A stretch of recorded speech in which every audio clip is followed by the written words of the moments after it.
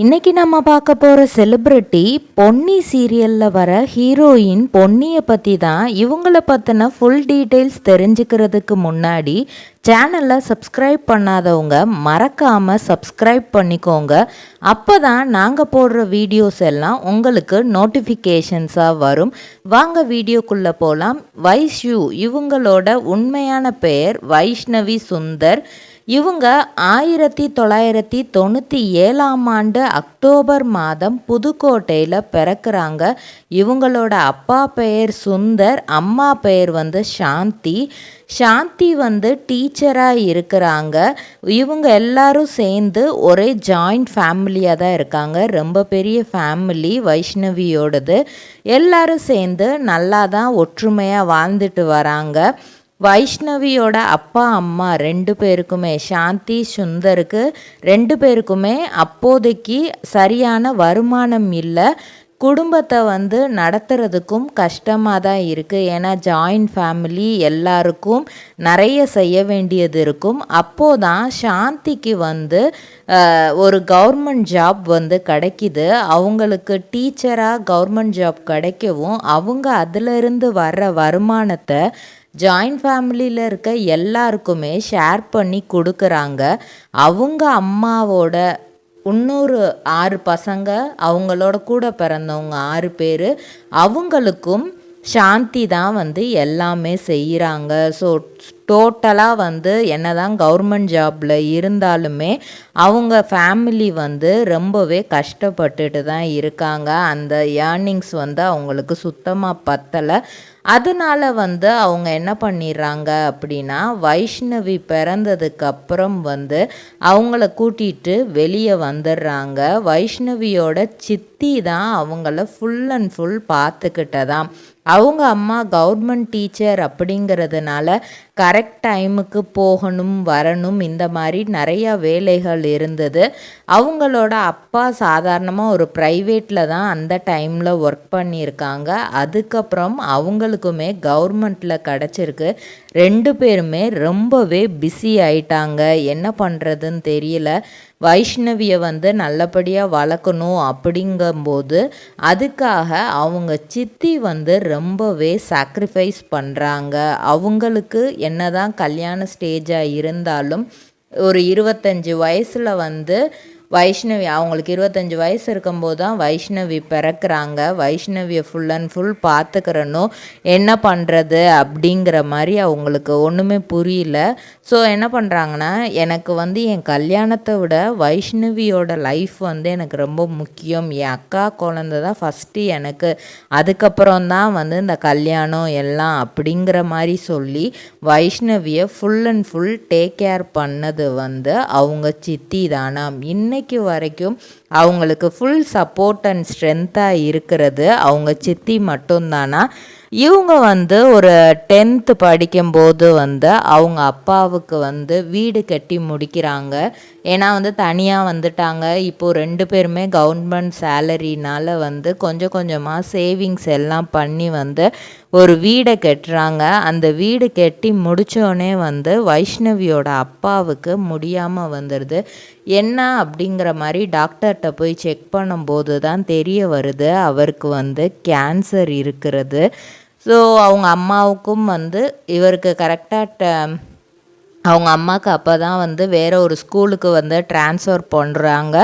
இவங்க அப்பாவுக்கும் கேன்சருங்கிறது தெரிய வருது. சரி, ரிலேட்டிவ்ஸ் இருக்காங்கல்ல, அவங்க ஹெல்ப்ஃபுல்லாக இருப்பாங்க, பக்கத்தில் தானே இருக்காங்க அப்படிங்கிற மாதிரி தான் அவங்க அம்மா கவர்மெண்ட் அங்கே ஸ்கூலுக்கு போயிட்டு அந்த மாதிரி இருந்திருக்கிறாங்க. பட் எந்த ரிலேட்டிவ்ஸும் எந்த ஒரு ஹெல்ப்பும் பண்ணலை.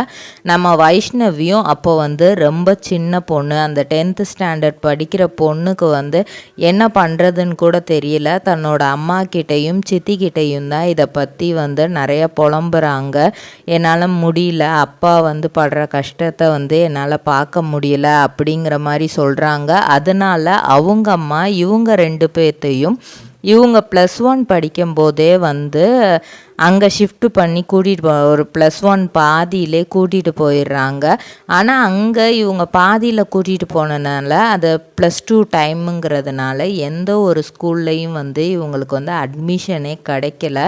அட் த சேம் டைம் இவங்க என்ன பண்ணுறது, ஆனால் படித்து தான் ஆகணும். அவங்க 2 பேரும் கவர்மெண்ட் ஜாபில் இருந்தனால இவங்களும் ஒரு கவர்மெண்ட் ஜாப் தான் போய் ஆகணுங்கிற ஒரு கட்டாயமும் அவங்க அம்மா கிட்ட இருக்குது.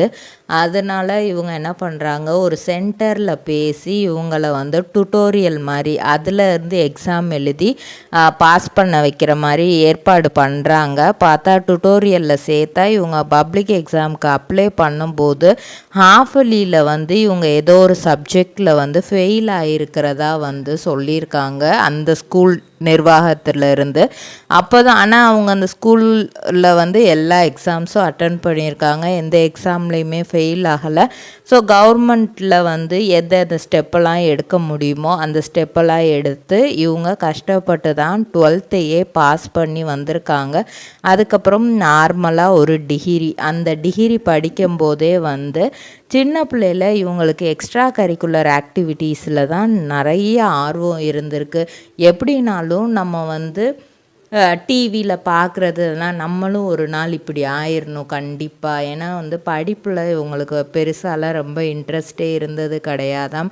எப்போவுமே வந்து ஒரு ஆவரேஜ் ஸ்டூடெண்ட்டு தானே, ஏதோ அம்மா அப்பா திட்டுவாங்க, மார்க் நல்லா எடுத்துடணும் அப்படிங்கிறதுக்காக தான் இவங்க இது பண்ணியிருக்காங்களா தவிர மற்றபடி இவங்களுக்கு ஃபுல் அண்ட் ஃபுல் இதில் தான் இன்ட்ரெஸ்ட் இருந்திருக்கு.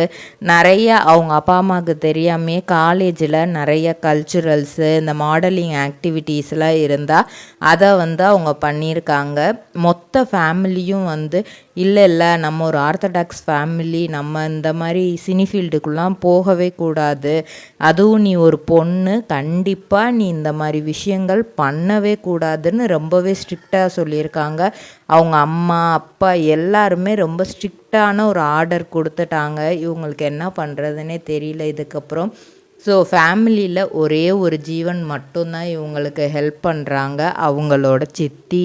நீ போ, நான் பார்த்துக்கிறேன், எல்லார்கிட்டையும் நான் பேசுகிறேன் அப்படிங்கிற மாதிரி இவங்க ஃபஸ்ட்டு மாடலிங்குள்ளே இறங்குறாங்க. நிறைய ஆட்ஸுக்கு தான் இவங்க வராங்க. Malabar golden diamonds, RS fashions, இந்த மாதிரி சின்ன சின்ன ஆடுக்கு வராங்க. அப்போ தான் இவங்களுக்கு வந்து மைக் செட் ஸ்ரீராமோட வந்து நீ சாய்ந்ததடி அப்படின்னு சொல்லிட்டு ஒரு சும்மா ஒரு ஆல்பம் சாங்கு, அந்த சாங்கில் தான் ஃபஸ்ட்டு ஜேர்னி ஆஃப் லவ்னு சொல்லிட்டு அந்த சாங்கில் இது பண்ணுறாங்க. அதுக்கப்புறம் ராஜா ராணி 2ல் நடிக்கிறதுக்கு வாய்ப்பு கிடைக்கிது. சரவணனோட தங்கச்சியாக நடிக்கிறாங்க. அதுக்கப்புறம் நிறைமாத நிலைவே ஹீரோ ரவியோட சேர்ந்து கண்ணும் கண்ணும் கொள்ளை அடித்தாள் அப்படிங்கிற ஒரு ஷார்ட் ஃபிலிம் நடித்தாங்க. அதுக்கப்புறம் இர்ஃபானோட சேர்ந்து கார்த்திக் கிக்கா அப்படிங்கிற ஒரு ஷார்ட் ஃபிலிமும் பண்ணுறாங்க. இது எல்லாம் பண்ணதுக்கப்புறம் தான் ஏன் வந்து இவங்கள ஒரு ஹீரோயின் லீடாக போடக்கூடாது அப்படின்னு விஜய் டிவி வந்து முடிவு பண்ணி, ஏன்னா இன்ஸ்டாலேயும் இவங்களுக்கு நிறையா ஃபாலோவர்ஸ் வந்துட்டாங்க. ஸோ இவங்கள கண்டிப்பாக ஏற்கனவே ஒரு சீரியல் வேறு பண்ணியிருக்காங்க, இவங்கள ஒரு லீட் ரோலில் போடலாம் அப்படின்னு முடிவு பண்ணி தான் பொன்னி சீரியலில் வந்து இவங்களுக்கு ஹீரோயினாக கொடுத்துருக்குறாங்க. அதுக்கு முன்னாடி இவங்க வந்து ரன் அப்படிங்கிற சீரியல்லையும் தங்கச்சி ரோல் தான் பண்ணியிருக்காங்க. இவங்களுக்கு ராஜாராணி சீரியலில் இவங்களுக்கு பேராக வந்த அஸ்வினோட தான் இவங்களுக்கு லவ் ஏற்பட்டிருக்கு. இவங்க 2 பேரும் இப்போது ரிலேஷன்ஷிப்பில் இருக்கிறாங்க. இவங்களுக்கு முன்னாடி அஸ்வினுக்கு முன்னாடியும் அவங்களோட ஒரு ஃப்ரெண்டை தான் லவ் பண்ணாங்க. பட் பல மிஸ் அண்டர்ஸ்டாண்டிங், சினிமாக்குள்ளே வந்ததுனால பல மிஸ் அண்டர்ஸ்டாண்டிங், அவங்க வேறு ஒரு லைஃப்பை தேடி வந்து போய்க்கிட்டாங்க. ஆனால் இப்போது இவங்கள அஸ்வின் ரொம்பவே புரிஞ்சிட்டு நல்லபடியாக வந்து இவங்களோட ரிலேஷன்ஷிப் போயிட்டுருக்கு. இதே மாதிரி பல செலிப்ரிட்டிஸோட பயோகிராஃபி தெரிஞ்சுக்கிற சேனலை மறக்காமல் சப்ஸ்கிரைப் பண்ணிக்கோங்க. சொந்தமாக தொழில் தொடங்கணும்னு ஆசையா? ஆனால் முதலீடு நினச்சி கவலையாக இருக்கா? கவலை விடுங்க. RRR ட்ரேடிங் கம்பெனி இப்போது உங்களை ஒரு வெற்றிகரமான பிஸ்னஸ் மேனாக மாற்ற ரெடியாக இருக்கும்.